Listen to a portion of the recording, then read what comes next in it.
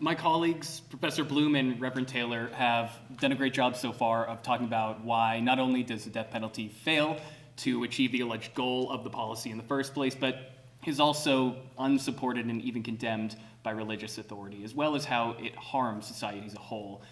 With the time we have left tonight, I just want to fill in a few blanks in this conversation and expand on a couple of points that have been made so far. Specifically, first, I want to talk about how the death penalty is necessarily incredibly expensive for the state and must be for the system to function as it will be. Second, I want to talk about how the death penalty is ineffective in promoting the core goals of criminal punishment in the American justice system. And finally, I want to talk about how the death penalty is effective in undesirable areas within that system, leveraging guilty pleas from innocent defendants and brutalizing our society by normalizing violence and institutionalizing killing. I would also like to mention at this point that the burden must be put on the supporters of the death penalty to show why a punishment so grave and so irrevocable must be retained. Even though it's been around a long time, government execution is not the natural state of being. It's a government policy that has to be justified, has to stand on its own merits and not just its own momentum. Just wanted to put that flag down at this point. So first, is the death penalty efficient? No, it's absolutely not, but it can't be under the American principles of equal justice and due process. We all in the room, I hope, can agree on due process as a baseline in our system. And when the threat and punishment is the death of the defendant, they are due more process. As the Supreme Court has explained over and over again, death is different. A system without the opportunity for appeals and clemency and stays and pardons would lead to the summary execution of American citizens that would more closely resemble a dictatorship than the American system of justice. These protections, to the extent that they do adequately protect defendants, are probably why the United States, despite having over 2,000 people currently on death row across the country, executed only the fifth most people in the world in 2022. For reference, the countries with the most executions that year were, in order, China, Iran, Saudi Arabia, Egypt, the United States, Iraq, Singapore, Kuwait, and Somalia. You are judged by the company you keep. But to keep things closer to home, a system without due process protections might more closely resemble the Jim Crow South. That was certainly the case for George Stinney, a 14-year-old black South Carolinian whose 1944 trial lasted 2 hours, whose jury deliberated for 10 minutes, and who was executed 81 days after the crime that he was convicted of. At 14, he was still too short to fit in the electric chair, and he was made to use his Bible as a booster seat to fit. He was later fully exonerated of that crime. By 2019, for every 9 death row inmates executed, 1 was exonerated. Even then, the system still executes people who are very likely innocent. Allowing appeals, especially when those appeals are largely limited to technical matters, does not right all the wrongs of a system filled with flaws that we've heard about tonight. As the Supreme Court has explained over and over again, innocence is not enough. In 1993, for example, Lionel Herrera was executed for a murder his brother had confessed to committing. His appeals failed effectively because he had failed to appeal a technical issue alongside the newfound evidence of innocence. His last words were, "I am an innocent man, and something very wrong is taking place tonight." So because it is rightfully more difficult for the government to kill American citizens than to put them in prison for life without parole, it is far more expensive to do so, up to 10 times more expensive to do so in some cases. Over the past few decades, death penalty states have spent billions of dollars pursuing executions over life without parole. For example, Ohio's pro-execution attorney general said that the state would have to spend $384 million pursuing the execution of the 128 people remaining on Ohio's death row.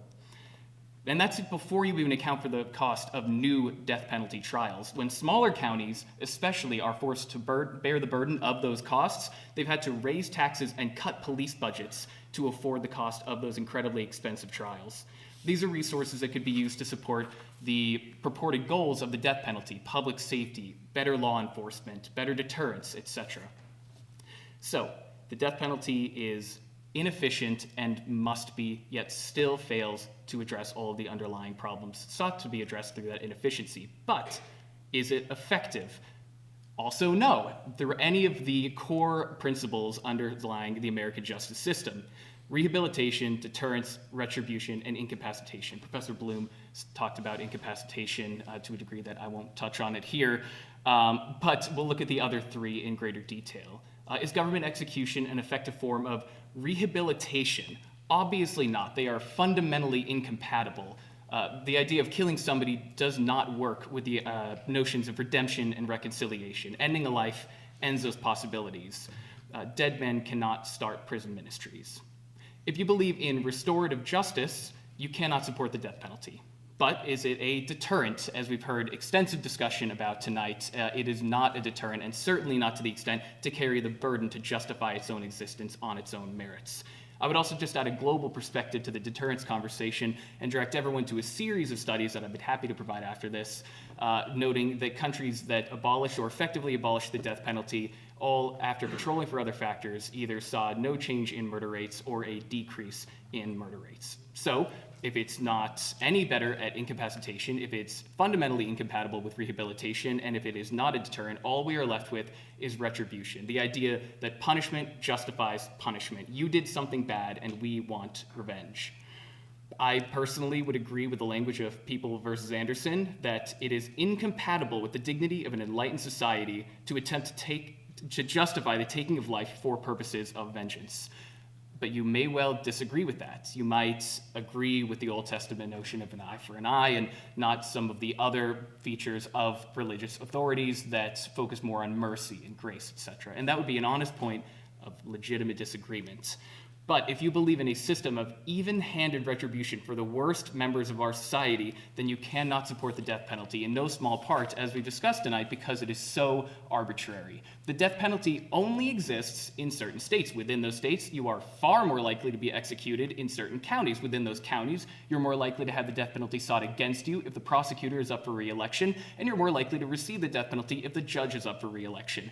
You are more likely to be to receive the death penalty if your victim is white, and we are more likely to execute you if the victim's family happens to support the death penalty, something nobody in the system has any control over, and on and on. So let's say we get to that point and you receive the death penalty.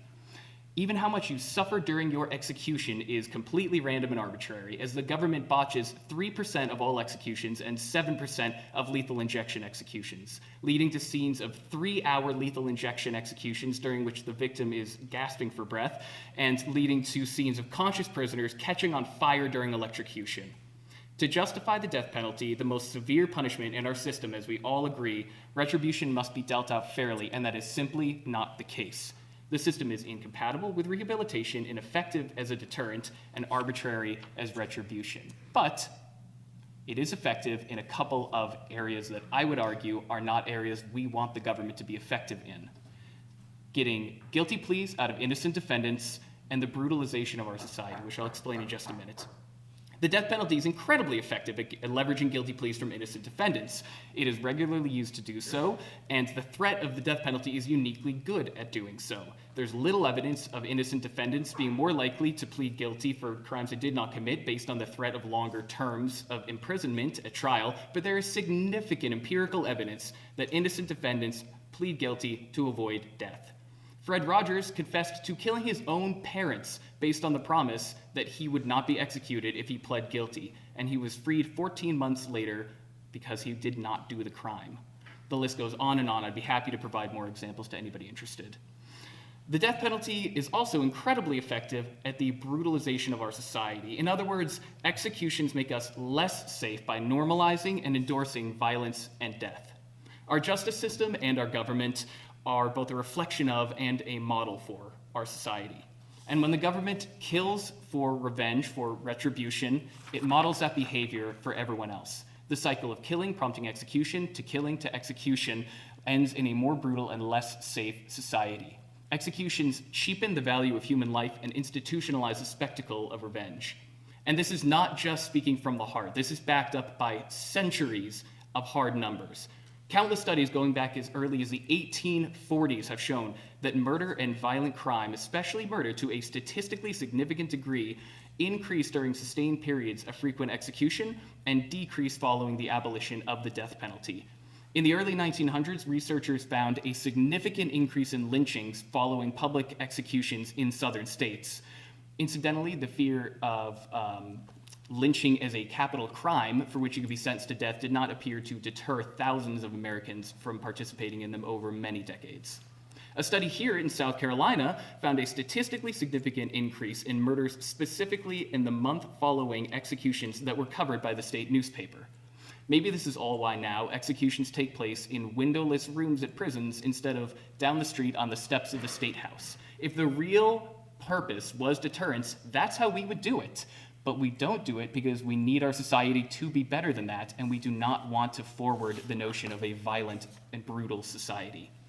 So, in conclusion then, for our side, the death penalty is an inherently expensive system that doesn't deter violence and seems even potentially to increase violence by cheapening human life and institutionalizing revenge, that has killed innocent Americans and will continue to do so, that is so highly discriminatory that the Supreme Court has acknowledged that racial disparities in its enforcement are, quote, inevitable, that convinces innocent Americans to plead guilty or face death, that is unsupported and even condemned by religious authority, that makes us all complicit in violence, and that achieves nothing that we could not achieve through life without parole.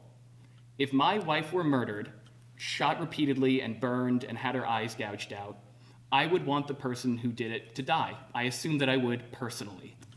But we as a society have to be better than the individuals that make up that society. That's the whole point. That's what we are doing here.